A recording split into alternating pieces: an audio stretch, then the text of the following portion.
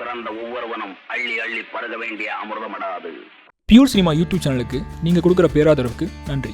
Cinema சார்ந்த விஷயங்களை ஒரு லேர்னிங் பர்பஸாக மக்கள் எல்லாருக்கும் கொடுக்குற நோக்கத்தில் இந்த டிஸ்கஷன் எல்லாத்தையும் நம்ம சேனலில் அப்லோட் பண்ணுறோம். இது மட்டும் இல்லாமல் நம்ம சேனலில் இருக்க எல்லா வீடியோஸும் டெக்னிக்கலி யூஸ்ஃபுல்லாகவும் பல பேருக்கு அமைஞ்சிருக்கு. இது தொடர்ந்து உற்சாகமாக செய்கிறதுக்கு உங்களோட சப்போர்ட்டை லைக், ஷேர் அண்ட் சப்ஸ்கிரைப் மூலமாக எங்களுக்கு கொடுங்க. சினிமா கல்வியை ஜனநாயகப்படுத்துகிற நோக்கத்தில் தமிழ் ஸ்டுடியோவோட இந்த முன்னெடுப்பால் பல இயக்குநர்கள், நடிகர்கள், ஒளிப்பதிவாளர்கள் உருவாகியிருக்காங்க. இந்த முன்னெடுப்பு தொடர்ந்து நடக்க பியூர் சினிமாவுக்கு லைக், ஷேர் அண்ட் சப்ஸ்கிரைப் பண்ண மறந்துடாதீங்க.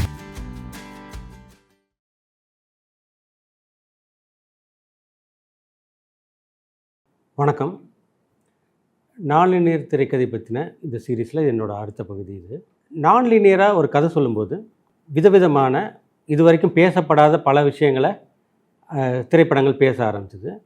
ஏற்கனவே இப்போ போன பதிவில் நான் சொன்ன ராஷமான் படம் உண்மையை பற்றின ஒரு விசாரணை, உண்மை எப்படி சார்புத்தன்மை உடையது அப்படின்ற மாதிரியான ஒரு வடிவமாக நான்லீனியர் அமைஞ்சுது. அதே மாதிரி இன்னொரு விஷயம் வந்து நம்ம வாழ்க்கையில் இருக்கிற இந்த குருட்டு வாய்ப்புகள். ஒரு வாய்ப்பு வந்து ஒரு எதேச்சையாக நடக்கிற பல சம்பவங்கள் மூலமாக தான் நம்ம வாழ்க்கை நடக்குதுங்கிற ஒரு விஷயத்த திரும்ப நான்லீனியர் ஸ்க்ரீன் ப்ளே வந்து அதை காட்டிக்கிட்டே இருந்திருக்கு. இதில் முக்கியமான ஒரு விஷயம் வந்து பிளைண்ட் சான்ஸ் அப்படின்ற ஒரு விஷயம். அதை வந்து அந்த படமாகவே பிளைண்ட் சான்ஸ்ன்ற பேர்லேயே ஒரு படமாக 80s போலந்து இயக்குனர் கீஸ்லோவ்ஸ்கி பண்ணார். போலந்து இயக்குனர் கீஸ்லோவ்ஸ்கி வந்து ஒரு மிக முக்கியமான உலக இயக்குனரில் ஒருத்தர். அவரோட 3 கலர்ஸ்ன்ற ஒரு 3 படம் இருக்குது. 3 colours red, 3 colours blue, 3 colours white. அப்புறம் அவரோட டெக்லாக்னு ஒரு சீரீஸ் இருக்குது. ஒரு மணி நேர படங்கள், 10 படங்கள் ஒரு சீரீஸ் மாதிரி அவர் பண்ணார். டெக்லாக்னு 10 கட்டளைகள் அப்படின்ற மாதிரி ஒரு விஷயத்தை எடுத்துக்கிட்டு அவர் பண்ணார். பிரமாதமான படங்கள். ஸோ இந்த டெக்லாக் சீரீஸும் 3 கலர்ஸ் 3 படமுமே வந்து முக்கியமாக எல்லாருமே பார்க்க வேண்டிய படங்கள். அவர் எடுத்த இன்னொரு படம் தான் இது, இந்த பிளைண்ட் சான்ஸ்ன்ற ஒரு படம். பிளைண்ட் சான்ஸ் படம் வந்து வாழ்க்கை வந்து எப்படி வந்து ஒரு எதேச்சையான ஒரு வாய்ப்பு மூலமாக நம்ம வாழ்க்கையை எப்படி மாறிடலாம், நம்ம வாழ்க்கை வந்து என்னென்ன மாதிரியெல்லாம் மாற வாய்ப்பு இருக்குது, அதை வந்து ஒரு சாதாரண ஒரு சின்ன விஷயம் எப்படி அதை தீர்மானிக்க முடியும் அப்படிங்கிற ஒரு விசாரணை தான் அந்த படம். ஸோ இந்த கதை வந்து ஒரு இளைஞனை பற்றினது. அந்த இளைஞன் வந்து போலந்து நாட்டில் ஒரு சிக்கலான ஒரு அரசியல் சூழலில் இருக்கிற ஒரு கொந்தளிப்பான ஒரு காலகட்டத்தில் இருக்கிறான். அவன் முழுக்க வந்து ரொம்ப படிப்புன்னு இருந்த ஒருத்தன், டாக்டருக்கு படிச்சிருக்கான். ஸோ அவங்க அம்மா சின்ன வயசில் இறந்து போயிருப்பாங்க. அவனுக்கு ஃபஸ்ட்டு ஒரு காதலி இருந்திருப்பா, அவள் போயிருப்பா, அவள் ஏதோ தீவிரவாத இயக்கத்தில் சம்மந்தப்பட்டிருப்பா. இப்போ ஒரு பயிற்சி டாக்டராக அவன் டாக்டருக்கு படிப்பை முடிச்சுட்டான். இப்போ பயிற்சி டாக்டராக அவன் போஸ்டிங் எடுத்துக்கணும். இந்த சூழ்நிலையில் அவனுக்கு என்ன நடக்குதுன்னா, அவனோட அப்பா இறந்துடுறாரு. இந்த அப்பா இறக்குறதுக்கு கொஞ்சம் முன்னாடி அவர் என்ன சொல்கிறாருன்னா, ஏன்னா அவர் தான் வந்து ஆக்சுவலாக சின்ன வயசுலேருந்தே அவனை படின்னு சொல்லி ஒரு டாக்டராக அவன் உருவாகிறதுக்கான காரணமாக இருந்தது அவங்க அப்பா தான். படிப்பு மேலே அவனை ஆர்வத்தை தூண்டிகிட்டே இருந்தது அவங்க அப்பா தான். இந்த அப்பா சாகிறதுக்கு முன்னாடி ஆனால் என்ன சொல்லிடுவார்னா, அப்படியே வாழ்க்கைன்னா வெறும் படிப்பு மட்டும் இல்லை, வெறும் படிப்பு மட்டும் வாழ்க்கை கிடையாது அப்படின்னு அவர் சொல்லிகிட்டே இறந்துடுவார். இப்போ இவனுக்கு வந்து ஒரு பெரிய இதாகிடும். இப்போ அப்பா என்ன தான் வாழ்க்கை? ஸோ இந்த பயிற்சி டாக்டராக அவன் கன்டினியூ பண்ணால் அதுக்கப்புறம் அவன் லைஃப் ஃபுல்லாக ஒரு டாக்டராகவே அவன் காலம் ஓடிடும். ஸோ வாழ்க்கையில் என்ன இருக்குது, வேறு உலகத்தில் வேறு என்ன இருக்குதுன்னு தெரியாத ஒரு சூழ்நிலை அவனுக்கு உருவாகும். ஸோ அதனால் அவன் என்ன நினைக்கிறான்னா, அவன் கொஞ்சம் கேப் எடுத்துக்கணும். ஏன்னா அவனுக்கு அவங்க அப்பா அவன் சாகிறதுக்கு முன்னாடி சொன்ன விஷயம் வந்து அவனுக்கு ரொம்ப இதுவாக இருக்குது. உலகம் என்ன, வாழ்க்கை என்னன்னு தெரிஞ்சுக்கணும்னு நினைக்கிறான். இவங்க ஊரில் இருந்து அவன் தலைநகருக்கு போய் கொஞ்ச நாள் இருக்கலாம்னு நினைக்கிறான். அதனால் அந்த டீன்கிட்ட போய், மருத்துவக் கல்லூரியோட டீன்கிட்ட போயிட்டு, எனக்கு இந்த பயிற்சி டாக்டராக வேலை செய்கிறதுக்கு முன்னாடி, அதில் ஜாயின் பண்ணுறதுக்கு முன்னாடி எனக்கு 1 வருஷம் ஒரு விடுப்பு கேட்குறான், ஒரு லீவு கேட்குறான். இந்த 1 வருஷம் எனக்கு லீவு கொடுங்க, நான் தலைநகர் வார்சாவுக்கு போயிடுறேன், போலந்து. அங்கே இருந்துட்டு வரேன், 1 வருஷம் கழித்து நான் திரும்ப வந்து பயிற்சி டாக்டராக ஜாயின் பண்ணிக்கிறேன், அதுக்கு எனக்கு வாய்ப்பு இது கொடுங்க அப்படின்ற மாதிரி அவன் டீன்கிட்ட கேட்பான். அவருக்கு கொடுக்குறாரு. இவன் கிளம்பி போகிறான். லாஸ்ட் மினிட் டிசிஷன் இது. திடீர்னு கிளம்பி போகிறதுனால வார்சாக்கு போகிற ட்ரெயினுக்கு லாஸ்ட் மினிட்டில் டிக்கெட் எடுத்துகிட்டு ஓடி வருவான். படத்தில் இதுக்கு முன்னாடி உள்ள விஷயங்கள் எல்லாமே ரொம்ப ஃப்ளாஷ் கட்ஸில் கடகடகடான ஒரு கதையை சொல்லிவிட்டு வேகமாக இங்கே ஆரம்பிச்சிடுவாங்க. கதையை இங்கே தான் ரயில்வே ஸ்டேஷனில் டிக்கெட் எடுத்து இவன் ஓடி வரதுலேருந்து தான் ஆரம்பிக்கும். அதே சமயத்தில் ஒரு மூதாட்டியை இடித்து அவன் திட்டு வாங்குறான். அதுலேருந்து இப்போ அங்கே ஒரு பிச்சைக்காரன் இருப்பான். அந்த பிச்சைக்காரனுக்கு வந்து ஒரு காசு வந்து அவனுக்கு எதேச்சியாக அவன் பக்கமாக உருண்டு ஓடி வந்து கையில் கிடைக்கும். ஸோ அவனுக்கு யாசகமாக போடப்பட்ட பணம் கூட இல்லை. அது யாரோ தவற விட்டு அது ஓடி வந்து இவங்கிட்ட கிடச்சிது. ஸோ எதேச்சியாக அவன் கையில் வந்து கிடைக்கிற ஒரு தற்செயலாக கிடைக்கிற ஒரு பணம். இந்த பணத்தை வச்சு ஏதாவது சந்தோஷமாக இருக்குன்னு நான் நினைக்கிறேன். அந்த பிச்சைக்காரன் போய் ஒரு பியர் மக்கு வாங்கிட்டு அதை குடிக்கிறதுக்காக இது பண்ணுவான். அதே சமயத்தில் இவன் டிக்கெட் எடுத்துகிட்டு ஓடி வந்துட்டுருப்பான். இவனை இடிச்சிருவானாங்கிறது தான். அந்த ட்ரெயின் கிளம்பிகிட்டு இருக்கு. ஸோ இவன் வேகமாக ஓடி வருவேன். ரொம்ப ஒரு மின்னல் வேகத்தில் அவனை கிராஸ் பண்ணி போவான். அந்த வேகத்தில் அவன் மாதிரி தடுமாறுவான் அந்த பிச்சைக்காரன். ஆனால் நல்ல வேலையாக அவன் கையில் இருக்கிற அந்த கோப்பை, அந்த பியர் கோப்பை வந்து கவலையில் அது அப்படி இருக்குது. ஆனால் அவன் ஓடி போய் ட்ரெயினில் ஏறிடுவான். இது ஃபஸ்ட்டு சான்ஸ் ஆக்சுவலி. ஸோ படத்தில் 3 சான்ஸ் வரும். ஸோ ஃபஸ்ட்டு சான்ஸில் அந்த திருடன் வந்து மக்குலேருந்து பியர் கொட்டலை, இவனும் அவனை இடிக்கலை. ஆனால் வேகமாக கடந்து போனாலும் அவன் தடுமாறினான். அது மட்டும் தான் காட்டியிருப்பாங்க. வேகமாக போய் அவன் ட்ரெயினில் ஏறியிருப்பான். ட்ரெயினில் அங்கே ஒரு பெரியவரை சந்திப்பான். அந்த பெரியவர் வந்து இந்த ஆளும் கம்யூனிஸ்ட் கட்சியில் ஒரு உறுப்பினராக இருப்பார். அவர் கட்சிக்காக நிறைய எல்லாருக்கும் டீச் பண்ணவர். அவர் தத்துவத்தை, கம்யூனிஸ்ட் தத்துவத்தை எல்லாருக்கும் டீச் பண்ணிகிட்டு இருந்த ஒருத்தர்.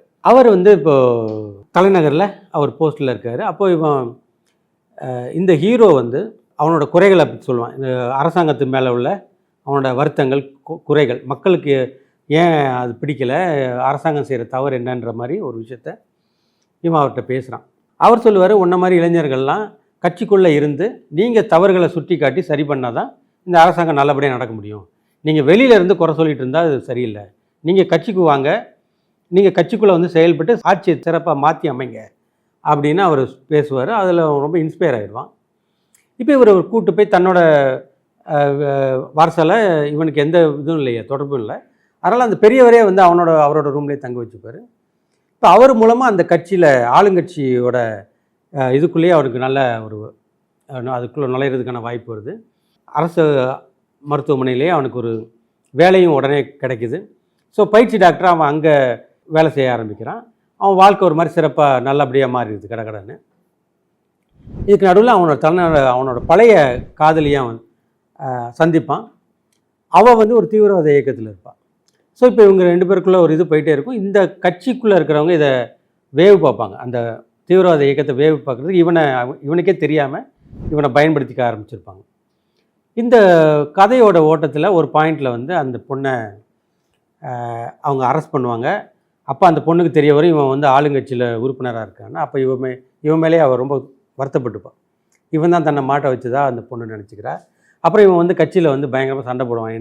என்ன நீங்கள் எப்படி யூஸ் பண்ணி அவளை பிடிச்சிங்க, ஒரு தீவிரவாத இயக்கத்தை வேவு பார்க்குறதுக்கு என்னோட இதை வந்து ஏன் என்ன கேட்காம என்னை எப்படி பயன்படுத்தலாங்கிற மாதிரி இவன் சண்டை போடுறான். அப்போ அவர் அந்த பெரியவர் வந்து அவனை சமாதானப்படுத்தி, ஓகே நீ உனக்கு டென்ஷன் ஆகாது, நீ இப்போ வந்து பாரிஸில் ஒரு இது ஒரு ஈவெண்ட் நடக்க போகுது, சில டாக்டர்ஸ் நான் அனுப்ப போகிறேன், அதில் நீ அங்கே போயிட்டு வா அப்படின்ற ஒரு இது சொல்கிறேன். இப்போ இவனுக்கு வந்து ரொம்ப சின்ன வயசுலேருந்தே இவனுக்கு பாரிஸ் போகணுங்கிறது ஒரு கனவாகவே இருந்திருக்கும் அந்த ஹீரோக்கு. ஸோ இப்போ பாரிஸுக்கு போகிறதுக்கான ஒரு வாய்ப்பு அவனுக்கு கிடைக்கும்போது அதை அவன் ஏற்றுக்கிறான். இப்போ இவன் கூட இருக்கிற சில டாக்டர்ஸும் சேர்ந்து ஏர்போர்ட்டில் ஃப்ளைட் ஏறுறதுக்காக நிற்கிறாங்க. அப்போ திடீர்னு ஒருத்தன் ஓடி வரான், கட்சிக்காரன். ஃப்ளைட்டில் இன்னும் உள்ளே போகல, ஏர்போர்ட்டுக்குள்ளே போகும்போது ஒருத்தன் ஓடி வந்து, போகாதீங்க, இந்த மாதிரி பெரிய கலவரம் வெடிச்சிருச்சு, வார்சா முழுக்க பயங்கர கலவரங்கள் நடந்துகிட்ருக்கு, மக்கள் வந்து அரசாங்கத்துக்கு எதிராக பெரிய கலவரம் பண்ணுறாங்க, அதனால் இப்போ டாக்டர்ஸ் தேவைப்படுறாங்க, இப்போ நீங்கள் பாரிஸ் போயிட்டீங்கன்னா இங்கே இதுக்கு டாக்டர் இல்லாமல் போய்டும், ஸோ வாங்கன்னா அவன் திருப்பி கூப்பிட்டு போவோம், அந்த ஃப்ளைட்டில் ஏற முடியாமல் ஆகிடும். ஸோ இந்த வாய்ப்பு அங்கே முடிஞ்சு திரும்ப முதல்லேருந்து ரயில்வே ஸ்டேஷன்லேருந்து ஆரம்பிக்கும். இந்த ஒவ்வொரு வாய்ப்புமே ஆரம்பிக்கும்போது இந்த ட்ரெயின் அவன் பிடிப்பானா இல்லையாங்கிற கேள்வியிலேருந்து ஆரம்பிக்கும்.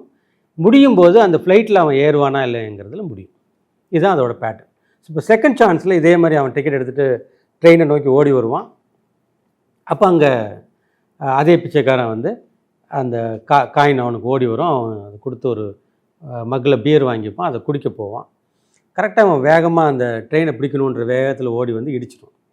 இடித்ததும் அந்த மக்கில் இருக்க பியரெல்லாம் கொட்டும், அவன் கத்துவான் அப்படின்ட்டு. இப்போ இவன் வந்து இடித்து இதாக தடுமாறி லேட்டாக ஓடுவான். அதுக்குள்ளே ட்ரெயின் கிளம்பிடும்.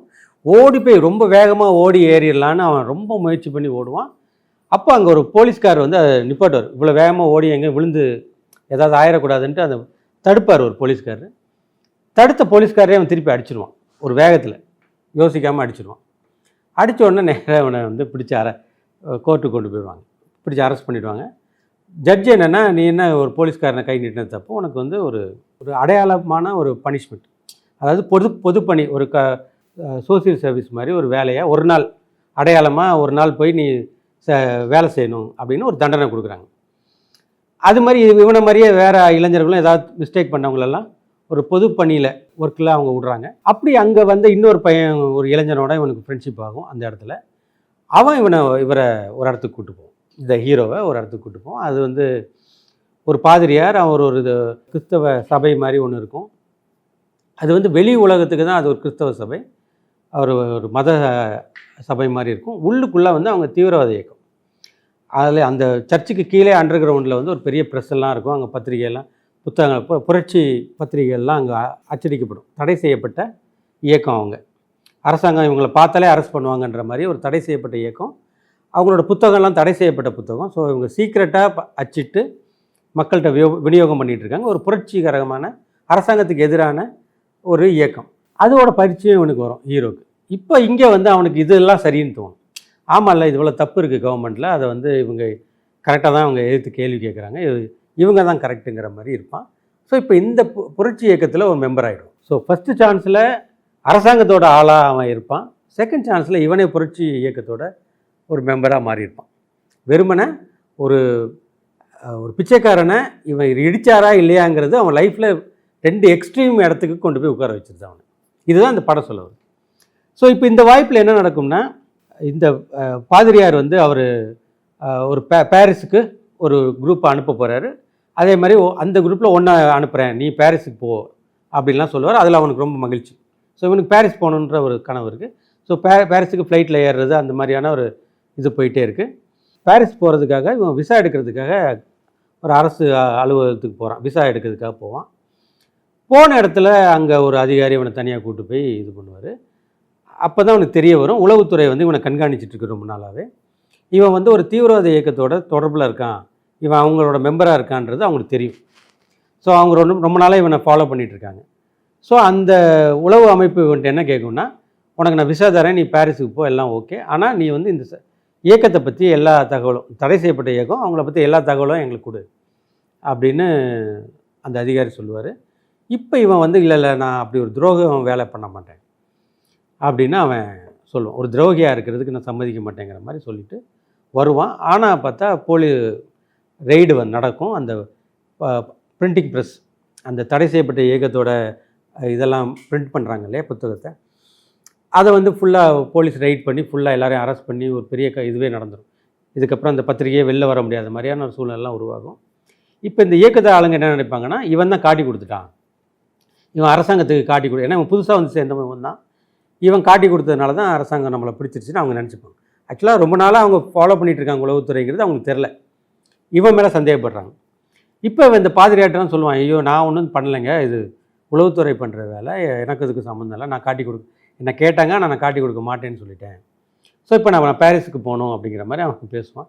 இப்போ அவர் பாதிரியார் சொல்ல, என்னால் அதெல்லாம் ஹெல்ப் பண்ண முடியாது, இப்போது ஒன்று அங்கே அனுப்ப முடியாது. காரணம், இந்த இயக்கத்தில் வந்து ஒருத்தர் மேலே சந்தேகம் வந்துருச்சுன்னா அதுக்கப்புறம் இந்த இயக்கத்தில் உள்ள யாருமே அவங்க கூட தொடர்பு வச்சிக்கூடாது, தொடர்பு வச்சிக்க மாட்டாங்க, ஏன்னா அது வந்து அவங்களுக்கும் அது ஒரு பிரச்சனையாக மாறும் அப்படிங்கிற ஒரு விஷயத்த சொல்லி அவர் ஒதுங்கிக்கிறாரு. இப்போ இவன் ஒரு மாதிரி வெக்ஸ் ஆகிடும். இவனுக்கு பாரிஸ் போகிற ஆசையும் நடக்கலை, அந்த இவன் சேர்ந்த இயக்கம் ஒரு புரட்சி இயக்கம் நடந்து இந்த ஊர் நல்லாயிரும்னு நினச்சான்.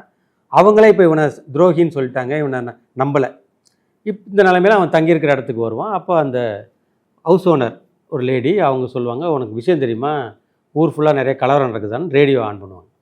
ஸோ இவன் அந்த ஃப்ளைட்டில் ஏறலை, ஊரெல்லாம் ஒரு பெரிய கலவரம், நிஜமாக நடந்த ஒரு கலவரத்தை தான் இந்த கதை பின்னணியாக வச்சுருக்கு. அந்த கலவரம் ஆரம்பிக்கிறதுக்கு முன்னாடி நடந்த சம்பவங்களோட கோர்வை மாதிரி தான் இந்த கதை பண்ணப்பட்டு. இப்போ இந்த கதை திரும்ப 3வது சான்ஸ் அவருக்கு வருது. யார், இந்த ஹீரோவுக்கு வந்து அதே ரயில்வே டிக்கெட் எடுத்துகிட்டு ட்ரெயினை பிடிக்கிறதுக்காக ஓடி வரான். இதுதான் 3rd அண்ட் ஃபைனல் சான்ஸ் இது அவனுக்கு. இந்த குருட்டு வாய்ப்பு, இந்த சான்ஸில் என்ன நடக்கும்னா, அதே மாதிரி அந்த பிச்சைக்காரன் வந்து கையில் மக்கோட வருவான். இவன் அவனை இடிக்காமல் போகணும் அப்படிங்கிற ஒரு நோக்கம் அவனுக்கு இருக்கும். இடித்து தள்ளி விட்டான் இல்லையா அதுக்கு முன்னாடி வாய்ப்பில். ஸோ இந்த வாய்ப்பில் வந்து அவன் இடிக்கக்கூடாதுன்னு கொஞ்சம் சுற்றிட்டு அவனை சேஃபாக அவனை இடிக்காமல் போவான். ஸோ இந்த சுற்றி போகிறதுனால இன்னும் தாமதமாயிரும். ஸோ ட்ரெயின் ரொம்ப மூவ் ஆகி போயிடும், ஓடி போய் கூட பிடிக்க முடியாதுன்ற மாதிரி ஒரு. ஸோ செகண்ட் வாய்ப்பில் வந்து அவன் ஓடி பிடிச்சிடலான்னு ஓடி தான் போலீஸ் சண்டே ஆயிடுச்சு. ஸோ இந்த வாய்ப்பில் வந்து ஓடி கூட பிடிக்க முடியாதுன்ற அளவுக்கு போயிடும். அதே போலீஸ்காரர் வருவார், இப்போ அவனை சாதாரணமாக பார்த்துட்டு போவார். அவருக்கு இவனுக்கு இப்போ எந்த பிரச்சனையும் இல்லை. இதே கொஞ்சம் இன்னொரு முன்னாடி வாய்ப்பில் இவன் போலீஸே அடிச்சிட்டாங்கிற ஒரு விஷயம் வரும். இங்கே வந்து சாதாரணமாக அந்த போலீஸ்காரர் இவனை பார்த்துட்டு கிராஸ் பண்ணி போவார். இவன் ட்ரெயினை மிஸ் பண்ணிட்டான், என்னடா இதுன்னு இதாகிடும். இப்போ இவன் ஆசைப்பட்டது நடக்கலை, இப்போ மாதிரி வெக்ஸ் ஆகிடுவான். திரும்பி தன்னோட ஃப்ளாட்டுக்கு தங்கியிருக்கிற இடத்துக்கு வருவான். வந்து பார்த்தா இப்போ அவனுக்கு ஒரு காதல் இருந்திருப்பா. அவள் ஊருக்கு போனவ அவள் திரும்பி வந்திருப்பா. இவன் இந்த மாதிரி ஒரு வருஷத்துக்கு லீவ் எடுத்துகிட்டு வெளில கிளம்பிட்டாங்கிறதுனால. ஸோ இப்போ இவன் இங்கே திரும்பி வந்ததுனால அவளை பார்ப்பான். ஓ நீ வந்துட்டியாங்கிற மாதிரி இவன் திரும்பி இவங்களோட காதல் ரொம்ப பலப்படும். இப்போ அவன் போய் அந்த டீன்கிட்ட வந்து எனக்கு அந்த லீவெல்லாம் வேணாம், நான் தொடர்ந்து பயிற்சி மருத்துவராக ஜாயின் பண்ணிவிட்டு இப்போ இருந்து வேலை செய்ய ஆரம்பிக்கிறேன் அப்படின்னு சொல்லிவிடுவான். அவன் லைஃபே மாறிடும். இப்போ அவனுக்கு அந்த பெண்ணோட கல்யாணம் பண்ணிக்கலான்னு தோணும். உடனே கல்யாணம் பண்ணிவிடுவாங்க. கடன்னு ஒரு குடும்பத்தை உருவாக்கிடுவாங்க, குழந்தை உண்டாயிடுவான். அந்த மாதிரி நடக்கும். இந்த டைமில் இவனோட இந்த டீனோட மகன் வந்து அந்த புரட்சி இயக்கத்தில் தான் இருப்பான்.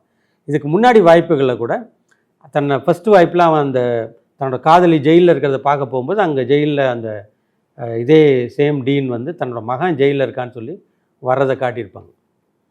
ஸோ அதுக்கு எல்லா வாய்ப்புலேயும் அந்த டீன் வந்துகிட்டே தான் இருப்பார். ஸோ இந்த வாய்ப்புலேயும் என்ன காட்டுவாங்கன்னா, அவர் அந்த டீனோட மகன் வந்து இந்த புரட்சி இயக்கத்தோடு சம்மந்தப்பட்டிருக்கான். ஸோ இப்போ இந்த ஹீரோவுக்கு வந்து இந்த ஒன்று அரசாங்கத்து சார்பாக இருக்கணும், அல்லது அரசாங்கத்துக்கு எதிரான இருக்கணுங்கிற மாதிரி 2 வாய்ப்புலையும் காட்டியிருக்கோம். இப்போ அவன் இது 2ல் எதை சூஸ் பண்ண போகிறாங்கிற கேள்வி வரும். அப்போ இந்த ஹீரோ சொல்லுவான், எனக்கு எதுவுமே வேண்டாம், ஏன்னா எனக்கு ஒரு குடும்பம் இருக்குது, எனக்கு ஒரு மனைவி இருக்கா, குழந்தை வரப்போகுது.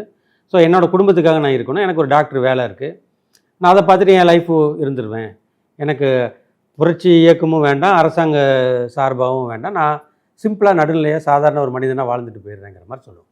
ஸோ இந்த 3 வாய்ப்புலேயும் 3 விதமான வாழ்க்கையை அவன் தேர்ந்தெடுக்கிறான். இது 3க்குமே அடிப்படை வந்து ஒரு கையில் ஒரு பியர் மக்கோட வந்த ஒரு பிச்சைக்காரன் தான்.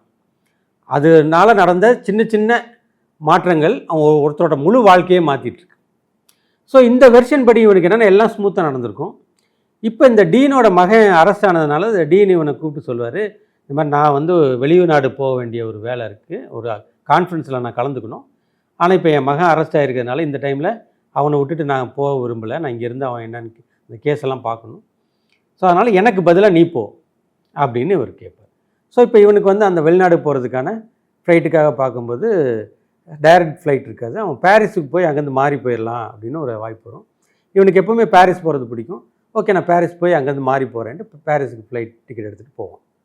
ஸோ இப்போ இந்த ஏர்போர்ட்டுக்குள்ளே நுழையும் போது இப்போ இவனை தடுக்கிறதுக்கு எந்த பிரச்சனையும் இல்லை. இதுக்கு முன்னாடி 2 வெர்ஷன்லேயுமே வந்து அவன் ஏர்போர்ட்டுக்குள்ளேயே போக முடியாத மாதிரி ஒரு சுச்சுவேஷன் வந்தது. இந்த முறை 3வது வாய்ப்பில் அவன் சிம்பிளாக நீட்டாக ஏர்போர்ட்டுக்குள்ளே போயிடுவான், ஃப்ளைட்டில் ஏறி உட்காந்துருவான். ஃப்ளைட்டு கிளம்பி வானத்தில் ஏறும்போது டமால்னு ஏர்லேயே வெடித்து செதறிடும், ஃப்ளைட்டே வெடித்து செதறி இவன் செத்துட்டான். ஸோ இந்த படம் ஆரம்பிக்கிறது ஓப்பனிங் ஷாட்லேயே இவன் வந்து கேமராவை பார்த்து ஆன்னு கத்துவான், அந்த கேமரா அவன் வாய்க்குள்ள அப்படின்னு நுழையும். அங்கேருந்து தான் ஒரு ஃப்ளாஷ்பேக் மாதிரி இந்த படமே ஆரம்பிக்கும்.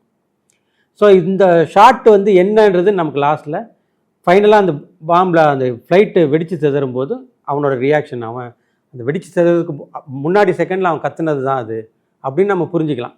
ஸோ இந்த 3 வாய்ப்புலையும் இந்த ஹீரோ வந்து ஒரு முதல் வாய்ப்பில் அரசாங்கத்தோட சைடில் இருந்தான், இன்னொரு வாய்ப்பில் புரட்சிக்காரங்க சைடில் இருந்தான், 2 எதிரெது தரப்பு. 3வது வந்து 2 பக்கமும் சாயாமல் சாதாரண மனிதனாக ஒரு குடும்பஸ்தன், நான் வந்து வெளியே எனக்கு வந்து எந்த பொல்லாப்பும் வேண்டாம், அரசியலே எனக்கு வேண்டாம், அரசியலே இல்லாமல் சிம்பிளான வாழ்க்கை வாழலான்னு நினச்சான்ல, ஆனால் அவனும் பாதிக்கப்படுறான், அது பாம் பிளாஸ்டில் அவன் மாட்டிக்கிறான். ஸோ ஒரு சிம்பிள் காமன் மேனாக வாழ்கிறதுங்கிறதும் ஆபத்து இல்லாத சேஃபான ஒரு பாதுகாப்பான நிலைமையெல்லாம் கிடையாது. ஸோ ஒரு காமன் மேனுக்கும் இந்த அரசியல் சூழலை அவனை பாதிக்குது. அதுதான் அந்த லாஸ்ட்டில் ஒரு காமன் மேனாக வாழ்கிறணும்னு நினைக்கிறவனுக்கும் அந்த அரசியல் வந்து அவனோட உயிரே காவு வாங்கிடுது. அதே மாதிரி அரசியல் பயப்பட்டவனுக்கு அது வேறு சிக்கல்கள் வருது அப்படின்னு தான் அது காட்டுது. இதில் அந்த பிச்சைக்காரன்ற ஒரு விஷயம் இருக்கு இல்லையா, அதுதான் அதிலேருந்து இந்த ஒட்டுமொத்தமாக இந்த படம் என்ன கீஸ்லோஸ்கி இந்த படத்தில் என்ன சொல்ல வராரு அப்படிங்கிறது கிளியராக இருக்கும். ஸோ ஒரு பிச்சைக்காரனுக்கு எதேச்சியாக ஓடி உருண்டு வர்ற ஒரு பணம், அந்த பணத்தை வச்சு அவன் ஒரு பியர் வாங்குறான்ற ஒரு விஷயம் இருக்குது. அந்த பணம் வந்து அவனுக்கு அந்த கீழே தரையில் தானாக உருண்டு ஓடி வருது, அவன் எடுத்துக்கிட்டான் அப்படின்னு காட்டுறாரு. அதுக்கு பதிலாக யாராவது ஒருத்தர் வந்து இவனுக்கு பிச்சை போடுற மாதிரி கூட காட்டியிருக்கலாம். ஸோ யாரும் பிச்சை கொடுத்தது கூட இல்லை, அது தானாக எதேச்சியாக ஓடி வந்து அவன் கையில் கிடச்சிது. ஸோ யாரும் இவனுக்கு கொடுத்ததில்லை, தானாக அமைஞ்சது. அது எப்படி வந்ததுன்னு தெரியாமல் தானாக கிடச்சிது. இவனோட எந்த முயற்சியும் இல்லாமல் கிடச்சிது. இவன் யார்ட்டையும் பிச்சை கேட்டு அது வாங்கலை, இவனோட எந்த முயற்சியும் இல்லாமல் தனக்கு கிடைச்ச ஒரு விஷயம். ஸோ இந்த லைஃப்பை பற்றி தான் இது சொல்ல வருது. நீங்கள் உங்கள் வாழ்க்கை வந்து நீங்கள் எந்த முயற்சியும் இல்லாமல் உங்கள் கையில் கிடையாது. இந்த உயிர், இந்த பிறப்புங்கிறது உங்களுடைய எந்த முயற்சியோ உங்களோட எந்த இதனாலையும் கிடைச்ச ஒன்று கிடையாது. இந்த பிறவிங்கிறது வந்து எதேச்சியாக உங்கள் கையில் வந்து சேர்ந்த ஒரு பணம், உங்களோட எந்த முயற்சியும் இல்லாமல் உங்கள் கையில் கிடைச்ச ஒரு பணம். இப்போ இந்த பணத்தை வச்சு அவன் வந்து ஒரு கொஞ்சம் மகிழ்ச்சியாக இருந்துடலான்னு நினைக்கிறான். அவன் ஒரு பீர் வாங்குறான்றது அதுதான் சிம்பலிக். நமக்கு கிடைச்ச இந்த வாழ்க்கையை வச்சு நம்ம இந்த வாழ்க்கையை கொஞ்சம் இன்பமாக மகிழ்ச்சியாக வாழ்ந்துடணும்னு எல்லாரும் ட்ரை பண்ணுறோம். ஆனால் இந்த மகிழ்ச்சின்றது இப்போ நம்ம கையில் இருக்கா? அந்த பிறப்பு தான் நம்ம கையில் இல்லை, தானாக எப்படியோ நடந்து நம்ம இந்த வாழ்க்கையை எடுத்துட்டோம், இந்த பிறவி எடுத்துட்டோம். ஆனால் இந்த பிறவியை வச்சு நம்ம மகிழ்ச்சியாக இருந்துக்கிறதாவது என் கையில் இருக்குன்னு நம்ம நம்புகிறோம். ஆனால் அப்படி இல்லைன்னு சொல்லுது அந்த படம். உங்கள் கையில் இருக்கிற அந்த அந்த மகிழ்ச்சியை நீங்கள் அனுபவிக்கிறதும் அனுபவிக்காமல் போகிறதும் யாரோ ஓடி வர்ற ஒருத்தர் கையில் இருக்குது. ஸோ அந்த பீரை அவன் குடிக்கிறதும் குடிக்காமல் கீழே கொட்டுறதும் அங்கே இவனுக்கு சம்மந்தமே இல்லாமல் அங்கே ஓடிக்கிட்டு இருந்த ஒருத்தன் இதை தீர்மானிக்கிறான். ஸோ அந்த ஹீரோ வந்து ஓடி அந்த பிச்சைக்காரனை கிராஸ் பண்ணுற ஒவ்வொரு வெர்ஷன்லையும் ஒவ்வொரு விதமாக அந்த பியருக்கு நடந்தது இல்லையா? ஸோ ஒருத்தரோட மகிழ்ச்சின்றது இந்த வாழ்க்கையை வச்சு நம்ம மகிழ்ச்சி அடைஞ்சிக்கிறதுங்கிறது நம்ம கையில் இல்லை, யாரோ அதை தீர்மானிக்கிறாங்க, போகிற சூழல் தான் தீர்மானிக்குது.